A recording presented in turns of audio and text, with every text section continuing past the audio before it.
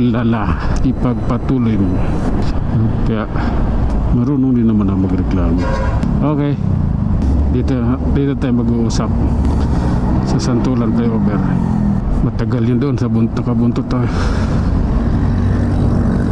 Ay, sadyang nilagay niya para malinis yung gulong niya. Ayos ayos din Akala ko bitak na yung gulong niya, yung pala sinadyang nilagay para malinis yung gulong. Alalay lang mga idol, masikip ang lugar na ito.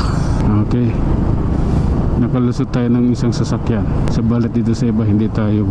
Opya, alalay lang. Mahal kita, ito ay bulan, hindi ka man lang. Okay, Lux Toyota. Bagong Toyota Are.